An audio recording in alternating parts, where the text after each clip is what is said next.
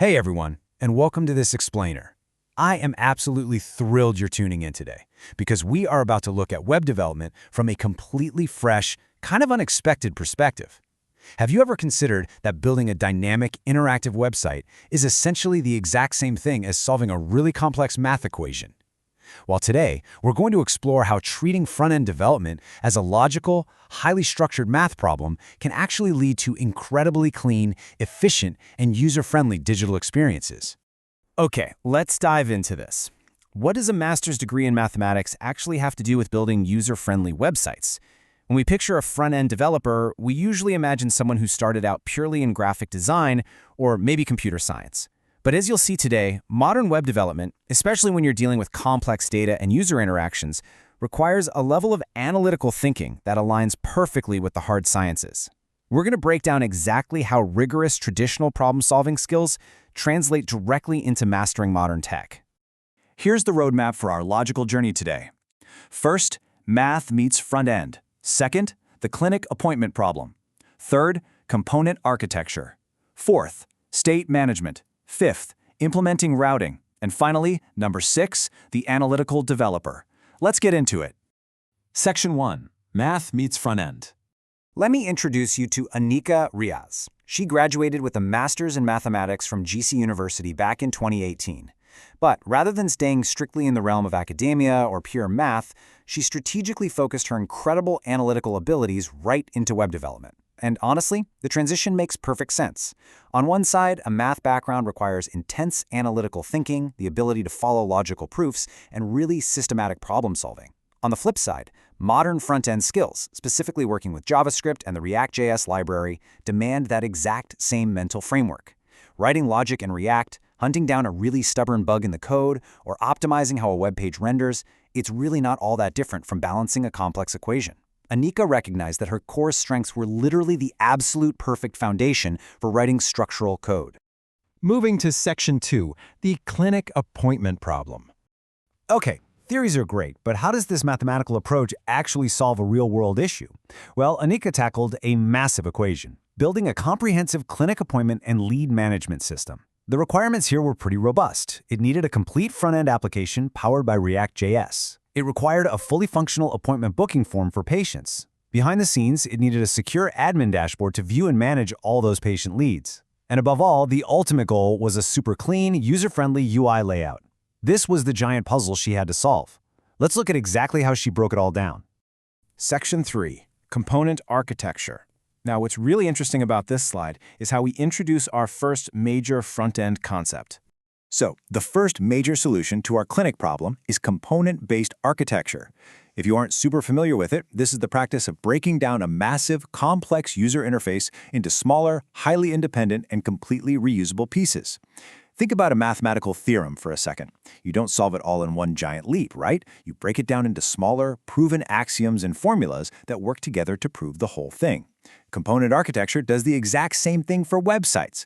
Instead of writing one massive wall of code for the clinic's website, you isolate the header, the booking button, the form fields, and the calendar into their own self-contained blocks. And here is exactly how that was applied in the project. Anika designed an incredibly clean, modular layout by using these independent React components. Because each piece functions totally on its own, it makes the entire clinic application so much easier to maintain, test, and update. I mean, if the clinic decides to change how their booking calendar looks, the developer only has to adjust that specific component, zero risk of breaking the entire web page. It's a brilliantly systematic way to build a UI. Section 4. State management. If component architecture is the structure of our equation, state management is how we handle the variables. By definition, state management is the process of storing, updating, and handling dynamic data across a web application as users interact with it.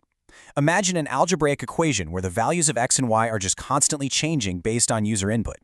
When a patient types their name into the clinic form or selects a date, the app needs a reliable way to remember that information as the user moves from screen to screen. That memory is what we call the application state. To solve this for the clinic project, Anika captured the booking form data and handled it locally using the browser's local storage. This is such a smart, efficient fix for this type of problem. By utilizing local storage, the application can securely hold on to the patient's appointment request right there in their active browser session. That ensures that data doesn't just disappear into thin air if they accidentally refresh the page before hitting submit. So the crucial point is, once that booking data is actually captured, it has to be managed. In the admin dashboard, Annika applied what developers call CRUD operations to manage these stored leads. CRUD is just an acronym that stands for Create, Read, Update, and Delete. Administrators can add new leads, view the details of an appointment, modify the info if a patient calls to reschedule, and permanently remove leads once they are processed. It's just a perfectly balanced system for managing dynamic data logically. Section 5, Implementing Routing. All right, we have our components, and we have our data state, but we really need a way to navigate between them. Routing is basically charting the logical pathways and multi-page navigation between different views in a single app. Going back to our math analogy, if you were drawing up a mathematical proof, you need a clear, logical flow to get from point A to point B to reach your conclusion. In a React app, routing acts like a traffic controller. It ensures that when a user clicks a link, they are instantly delivered to the correct view without the entire web page needing to clumsily reload from the server. In the context of our clinic appointment system, Annika implemented routing to create totally seamless multi-page navigation. This is actually what separated the public-facing side of the app from the private side.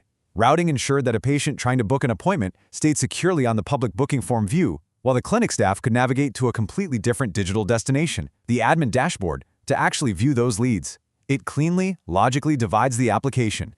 Section 6, the analytical developer.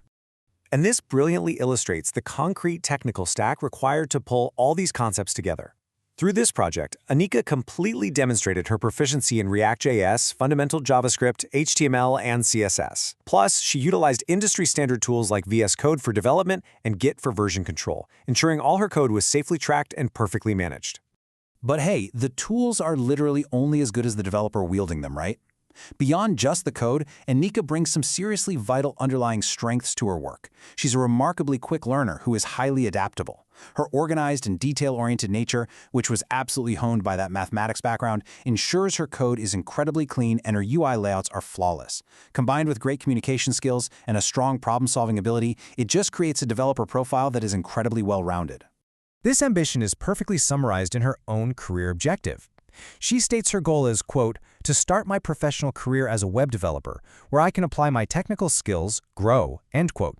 I mean, that is a clear testament to her drive. She gets that the tech landscape is always evolving, and she is clearly passionate about continuously learning modern technologies to stay ahead of the curve, applying her unique, mathematically trained mind to brand new digital challenges.